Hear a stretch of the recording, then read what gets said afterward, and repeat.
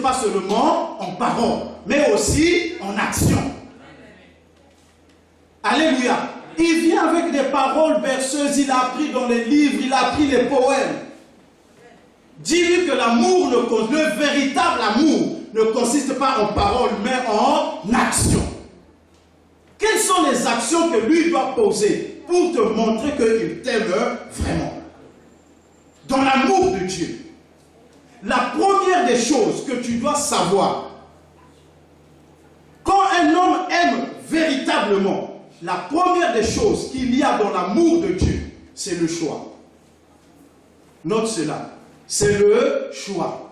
Quand quelqu'un te dit qu'il t'aime, est-ce qu'il t'a choisi? Et n'oublie pas, on choisit toujours une parmi plusieurs. Est-ce qu'il a déjà traversé cette étape-là? Est-ce qu'il a vraiment fait la résolution dans son cœur que c'est toi qui l'as choisi et qu'il a éliminé les autres? L'amour de Dieu est un amour électif. Quand Dieu dit que j'ai aimé Jacob, il a dit j'ai choisi Jacob. Alléluia. Quand Dieu dit qu'il a aimé, quand quelqu'un te dit qu'il t'aime, il doit dire avec les termes de Dieu. Amen. Aimer d'après Dieu, ça veut dire choisir. L'amour de Dieu est un amour électif. C'est l'élection, c'est-à-dire que Dieu a choisi et c'est un choix souverain. Amen. C'est un choix qui ne regarde pas les défauts. Quand tu vois Jacob, Jacob avait ses défauts. C'était un escroc, il a volé le droit de naître de son grand frère. Dieu a dit, j'ai aimé Jacob. C'est-à-dire, j'ai choisi Jacob. Donc, un homme doit être capable de te choisir parmi d'autres filles ou d'autres femmes et de te choisir malgré tes défauts. Celui qui vient te dire que j'attends d'abord que tu t'améliores, après je vais te choisir, il n'a pas encore aimé. Alléluia. Et il ne faut pas cacher tes défauts. Si tu as tes défauts, il doit voir ça. S'il va te choisir, qu'il te choisisse avec tes défauts. Alléluia. Parce que quand Dieu a dit qu'il a aimé Jacob, quand je lis dans ma Bible, Jacob avait ses défauts. Amen. Alléluia. Jacob avait ses défauts. C'était un menteur. Il a menti même son propre père. Son père était aveugle. Il a pris le manteau de son grand frère, de son frère jumeau. Il s'est présenté devant son père. Il a dit à son père, bénis-moi. Moi, c'est Jacob. Et moi, c'est Ésaü. Son père a dit, la voix que j'entends là, c'est la voix de Jacob. Mais quand je sens l'odeur. Il a dit, papa, moi, c'est Ésaü, bénis-moi. Ça, c'est Jacob qui parlait. Mais Dieu l'a choisi. Et Dieu l'a béni. Et il a dit aux générations suivantes que je suis le Dieu de Jacob. L'homme doit te choisir malgré tes défauts. S'il veut une femme parfaite, il n'a qu'à aller chercher ailleurs. Et il n'en trouvera pas. Alléluia. Les hommes qui sont en train de courir, en train de chercher la femme parfaite, ils ont tout simplement un esprit de débauche. C'est l'esprit de débauche qui lui donne ces arguments-là. Il vient ici, lui dit non, c'est là parce qu'elle est courte, donc ça ne va pas. Va chercher celle qui est grande de taille. Il va trouver celle qui est grande de taille. L'esprit de débauche va lui dire, ah, sa taille là, c'est le défaut. Il va te manquer de respect. Va chercher celle qui est grosse. L'esprit de débauche, il arrive, l'esprit de débauche va dire, celle qui est grosse là, elle va t'étouffer. Va chercher celle qui est mince. Il va prendre celle qui est mince. L'esprit de débauche vient encore. Ah, celle-là est mince, mais elle est noire. Va chercher celle qui est claire. C'est l'esprit de débauche. Frère, si tu es encore là en train de choisir, tu as un esprit de débauche. Quand tu as un esprit d'amour, tu t'arrêtes et tu fais un choix. Alléluia. Et Dieu veut que ce soit toi qui fasses le choix. Parce que après un choix, ça engage les responsabilités. C'est pourquoi Dieu ne choisit plus les femmes pour les hommes. C'est fini. Si quelqu'un te dit que j'ai fait 40 jours de jeûne, j'étais en retraite, après j'étais réveillé avec une robe, c'était un menteur.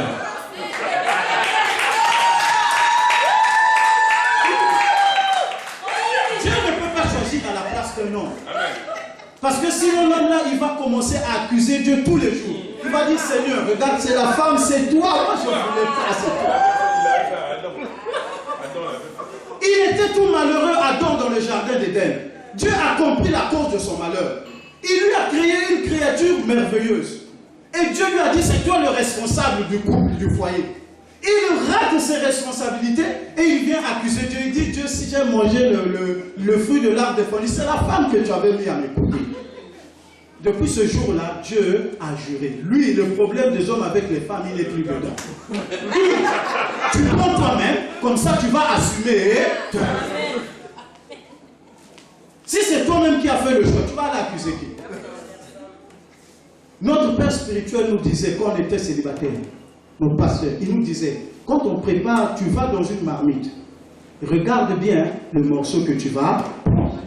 Si tu vas prendre un os, tu mets dans ton assiette, tu vas broder ton os. Ne va pas chercher les morceaux que les autres. Oh, moi, je me suis trompé, j'avais pris un os. Tout le monde viendra, chacun va prendre son morceau. Donc, quand tu prends, choisis. Alléluia. Le choix. L'homme doit choisir. Ma soeur, si quelqu'un n'est pas encore capable de choisir, ne commence même pas à faire un chemin avec vous. Parce que, à tout le long du chemin, vous aurez des choix à faire. Alléluia. Il y a des choses qu'il faut choisir et décider. Donc, dès le départ, ça doit être quelqu'un qui choisit et qui décide. Sinon, tu vas commencer à chaque fois le tirer comme un sac. Alléluia. Et oui, il y a des hommes qui sont dès le début, ils ne choisissent pas. Ils ne s'engagent pas. Toute la vie, la femme souffre. Mais c'est toi l'homme, fais ceci, mais va soulever les pattes de mes. Parce que dès le début, ce n'est pas quelqu'un qui décide. Tu avais vu dès le début, mais tu as été berné par les paroles. Je t'aime de mon amour très sincère. Je suis ton prince charmant. Fille de Dieu, tu n'as pas besoin de prince charmant. Tu as besoin de quelqu'un qui fait le choix. Parce qu'après son choix, il y aura des conséquences. Il y a des choses qu'il doit assumer. Et quand un homme a choisi, il assume. Moi, j'aime comme ça. Parce que quand il y a un problème, tu viens me dire que je vais d'abord te demander, ma soeur, est-ce qu'il t'avait choisi? Oui. Après, je vais dire au frère, comme tu avais choisi, assume. Alléluia. La deuxième des choses qui doit être dans l'amour de l'homme, après le choix, c'est le sacrifice. Le sacrifice. Et le sacrifice, c'est le prix à payer. Il n'y a pas d'amour s'il n'y a pas un prix qui est payé. Il y a un prix à payer. Il y a des choses que l'homme doit sacrifier à cause de sa femme. Alléluia. Et il doit te montrer ce sacrifice. La Bible nous dit que quand Dieu nous a aimés, qu'est-ce qu'il a fait? Il a sacrifié Christ. Derrière l'amour de Dieu, il y a toujours un sacrifice. L'homme doit se sacrifier pour sa femme. Alléluia. Il y a des choses que la femme demande, il y a des choses que le mariage exige. L'homme doit se sacrifier. Il doit être capable de se sacrifier pour la réussite de son foyer. Alléluia. Si déjà dès le début, on lui dit de sacrifier les fréquentations, ses amis, il n'arrive pas. Alléluia. Si déjà on lui dit de sacrifier son porte-monnaie, il n'arrive pas. Il n'a pas un esprit de sacrifice. Ce couple, ce mariage-là va échouer. Alléluia. L'homme est appelé au sacrifice. Amen. Ne vous étonnez pas. Vous pouvez voir un homme pendant toute l'année, comme on dit, il est toujours en jean basket. Ne vous demandez pas où va son argent. Il est appelé au sacrifice. Il doit se sacrifier pour rendre heureuse sa femme. Et notez-le que on ne rentre pas dans le mariage pour être heureux. Est-ce que vous m'avez entendu? Qu'est-ce que j'ai dit? Mais on rentre dans le mariage pour rendre l'autre heureux.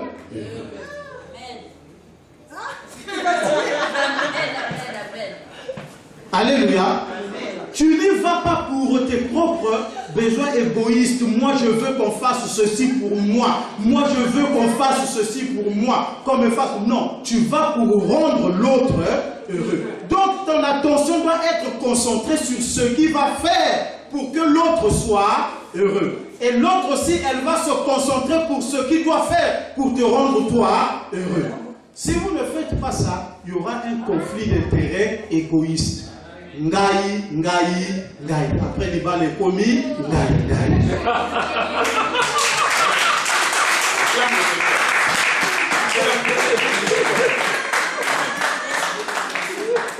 Tu penses que nous, la gloire, le renouveau pour la gloire de Christ, on va accepter la honte? La honte, c'est le contraire de la gloire. Nous, ici, c'est le renouveau pour la gloire de Christ. On n'est pas dans le renouveau pour la honte de Christ. On ne veut pas que tu ailles nous faire honte. Le pasteur Serge va bénir ton mariage. 6 mois après, on nous appelle, venez chercher votre colis. Alléluia. On va. Il faut prendre tes dispositions que je vais pour aller rendre l'autre heureux. Tu fais tout pour l'autre. Et l'autre aussi va faire tout pour toi. Ce n'est pas un contrat où tu vas aller te plaindre. Moi, je fais ceci. Maintenant, toi, qu'est-ce que tu fais? Ce n'est pas un contrat, c'est une alliance. Attention. Il y a une différence entre un contrat et une alliance. Dans le contrat, si tu fais, je fais. Si tu ne fais pas, moi aussi, je ne fais pas. Mais dans l'alliance, il y a 3 choses. Il y a la promesse, il y a le serment, il y a la parole donnée. Amen. Tu les respectes, peu importe ce que l'autre est. Tu respectes ta promesse, tu respectes la parole que tu as donnée et tu respectes le serment que tu as pris devant les hommes et devant Dieu. Amen. Donc toi, fais ce que tu as à faire. Ces choses sont très importantes et profondes, mais c'est ça que le Seigneur nous demande à nous les enfants de Dieu. Vous savez que nous, les couples des enfants de Dieu, nous avons une mission d'évangéliser. Parce que nos couples doivent servir d'exemple. Alléluia. Si les couples de nous qui fréquentons les églises, nous sommes exemplaires, nous répandons un bon témoignage, les gens du dehors, ils auront envie de venir dans notre église. Mais si nous donnons un mauvais témoignage, pourquoi eux, ils vont accepter notre Seigneur? Hein? Ils vont dire, regardez eux qui vont prier, comment ils sont en train de se battre jour et nuit. C'est peut-être que c'est l'esprit qu'il y a dans leur église. Alléluia. La femme va dire à son mari, ne va pas parce que toi aussi, si tu vas là-bas, tu vas commencer à battre. Alléluia.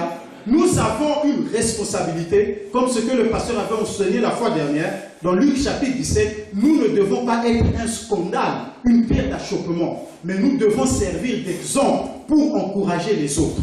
Alléluia. Les autres doivent envier les couples des enfants de Dieu. Amen. Quand quelqu'un voit un couple d'enfants, si c'est un célibataire, l'onction du mariage doit en tout cas tomber sur lui ce jour. Amen.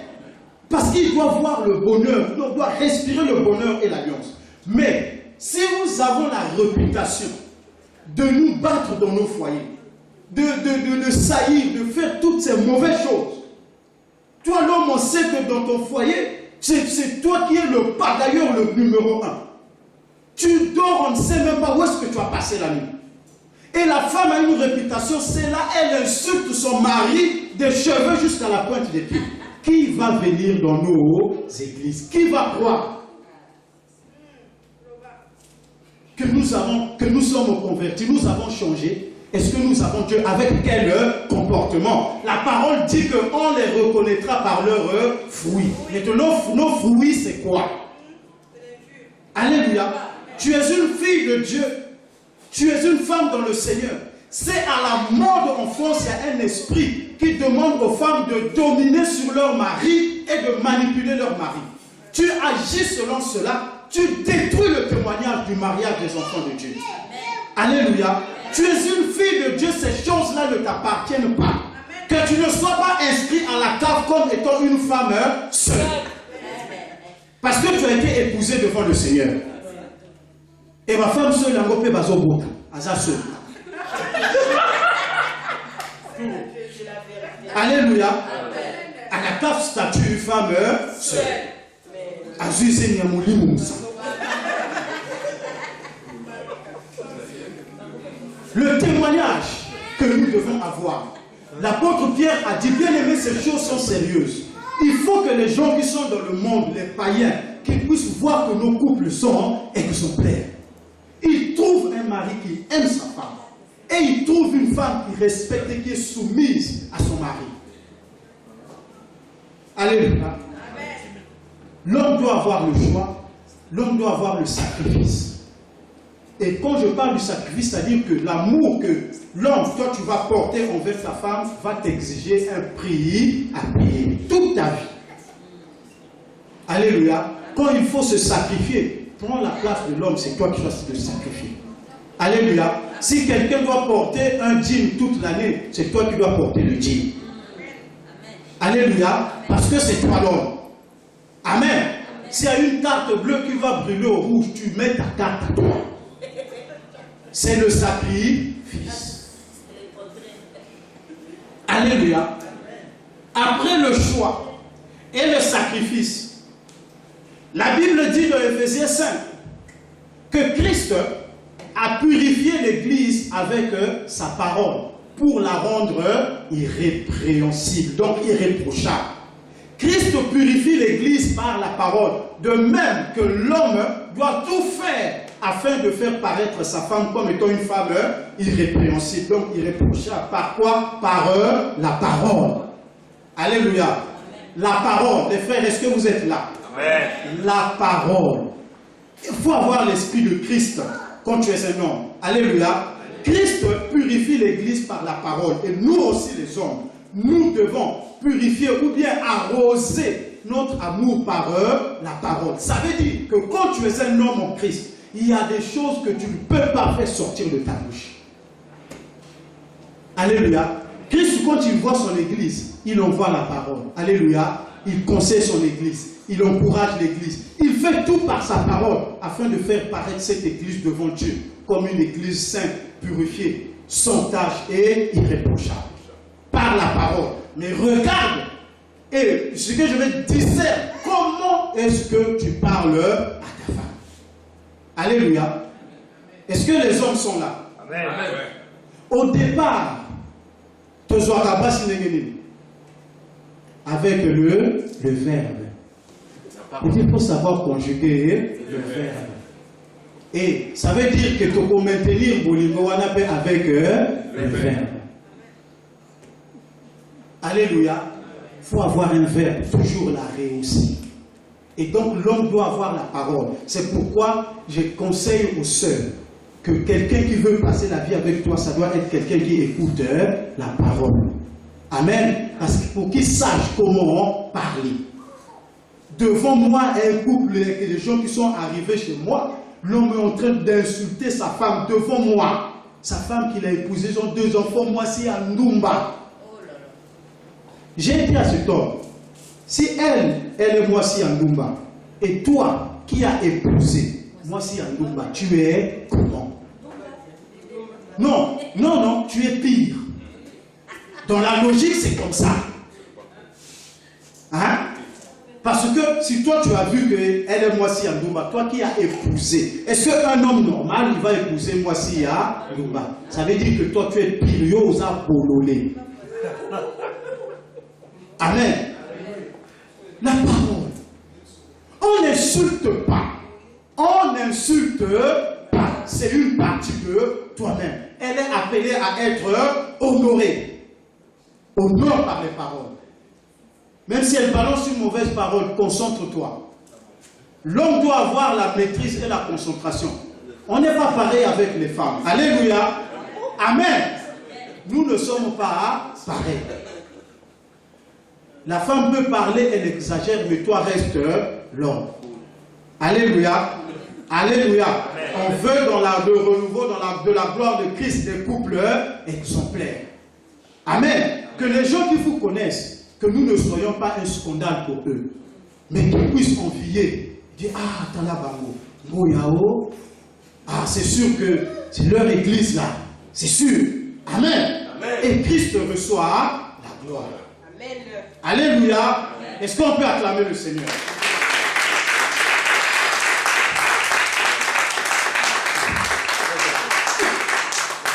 Je vais dire un seul point sur les femmes et nous allons nous arrêter là. Amen. Amen. La parole de Dieu demande une exigence majeure et ce, à la femme. Éphésiens chapitre 5, 22. Il dit que la femme soit soumise. Donc la maturité spirituelle pour la femme, la première qualité, c'est la soumission. Et la soumission, on parle ici de la soumission à ton mari. Amen. La soumission à ton mari. Un copain n'est pas ton mari. Ton compagnon, ce n'est pas ton mari. Yakatovanda, ce n'est pas ton mari. Quand vous êtes dans ces choses, les règlements qui concernent le foyer ou le mariage, ça ne vous concerne pas. Vous n'êtes pas dans le mariage. C'est pourquoi un enfant de Dieu, tu ne peux pas aller habiter, aller former un foyer sans d'abord au préalable fonder une alliance. Si quelqu'un ne veut pas faire l'alliance avec toi, il ne veut pas faire sa vie avec toi. Et quand vous êtes rentré librement, c'est comme ça aussi il va te relâcher librement. Alléluia. Amen. Sans témoin, sans foi, sans loi. Alléluia. Amen. Et ça, ce n'est pas digne de témoignage de la vie des enfants de Dieu. Un enfant de Dieu ne doit pas avoir le témoignage dans ta vie. Tu as pris une femme, tu as mis dans ta maison, quelque temps tu as mis dehors, tu as pris une autre, tu as mis. Ça, ce n'est pas le témoignage d'un enfant de Dieu. Alléluia. Les circonstances peuvent arriver. Mais tu fais tes choses comme étant un enfant de Dieu. Tu te places toujours dans l'alliance. Si quelqu'un ne veut pas entrer dans l'alliance avec toi, ma soeur, ne va pas habiter chez cette personne. Attends. Prie le Seigneur. Il touchera le cœur de quelqu'un qui va accepter d'être dans l'alliance avec toi. Alléluia. Alléluia. Et donc la maturité spirituelle exige une condition chez une femme, c'est que la femme doit être soumise. Amen. Est-ce que là où tu es là en tant que femme, tu as en toi la qualité de la soumission? Parce que la Bible a dit que Christ, l'homme doit aimer sa femme comme Christ a aimé l'Église, et la femme doit être soumise à l'homme comme l'Église est soumise à Christ. Est-ce que tu es une femme soumise? Quand tu viens prier ici, quel est le devant d'Amé? Est-ce que tu es une femme soumise? La première qualité que Dieu exige de toi, ce n'est pas 200 prières par jour, c'est la soumission auprès de ton mari. Si tu n'es pas une femme soumise, la parole de Dieu dit dans Proverbe 28, 9, celui qui n'écoute pas la loi, sa prière même est une abomination. Est-ce que tu es une femme soumise? Est-ce que tu as les qualités de te soumettre? La soumission ne veut pas dire avoir la bouche fermée comme une muette.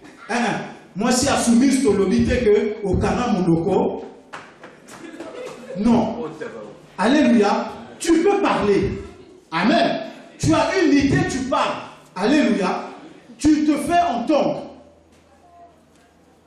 Et le mari va écouter et vous allez prendre la conclusion ensemble. Mais comme il est le responsable du foyer, quand il va donner son dernier mot, c'est point. Alléluia. Non, ça c'est un manque de soumission. Alléluia. Tu commences à t'agiter, tu commences à faire la bagarre, tu commences à appeler de gauche à droite.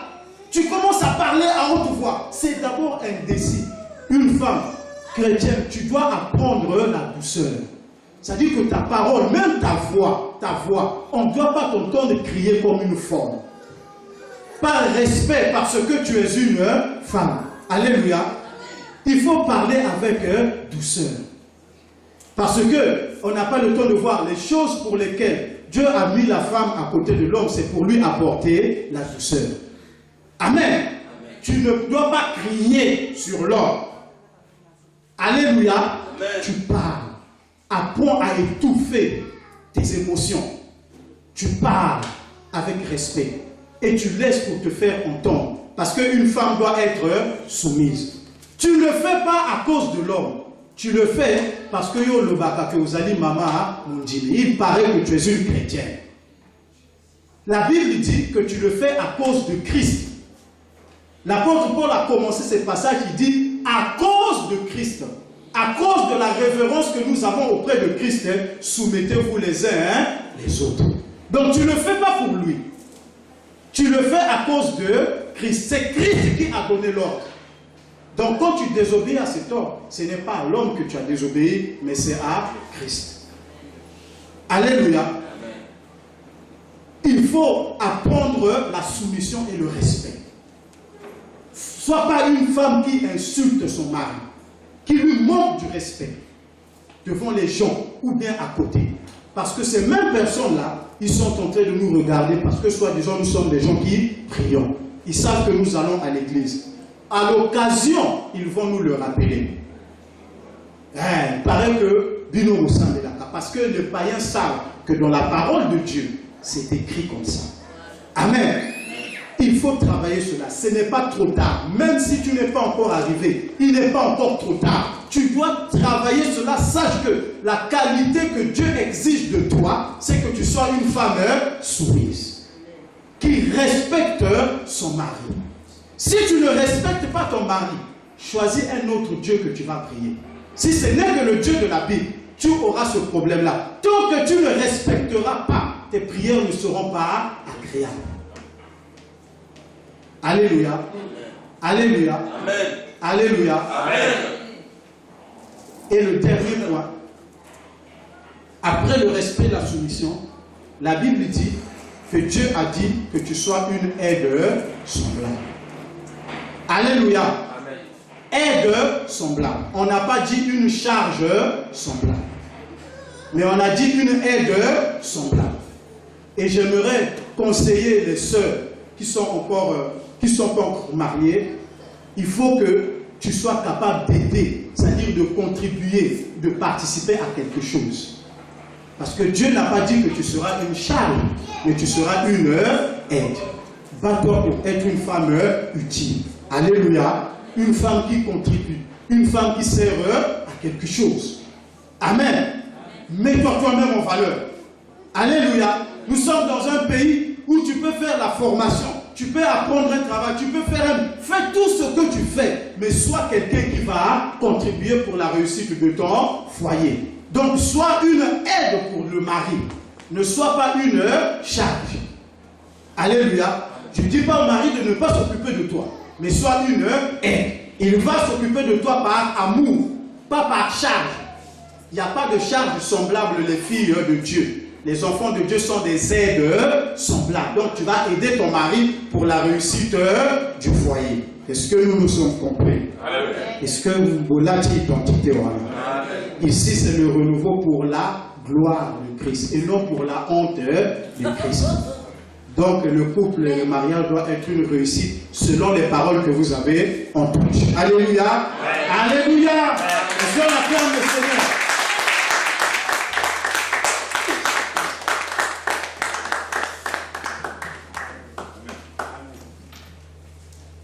Amen. Amen. On va se lever, on arrive à la fin.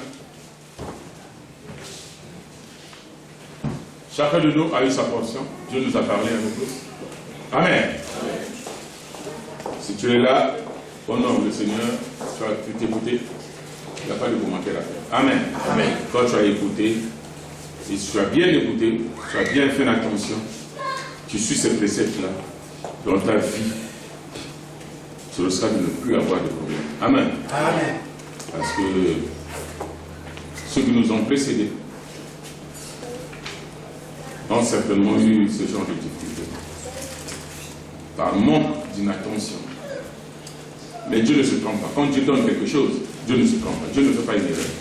C'est l'homme qui fait une erreur lui-même. Donc dans les erreurs de l'homme, Dieu n'est pas là. Amen. Amen. Il ne faut pas mélanger les choses spirituelles avec les choses que l'homme fait de sa propre conduite. Amen. Amen. Ce que Dieu veut, c'est que tu suives sa voie et que tu mettes ce que toi tu veux faire dans ta vie en conformité avec la parole de Dieu. Donc il y a une fusion. Amen. Amen. Même quand on parle de sacrifice, comme l'évangéliste a souligné tout à l'heure,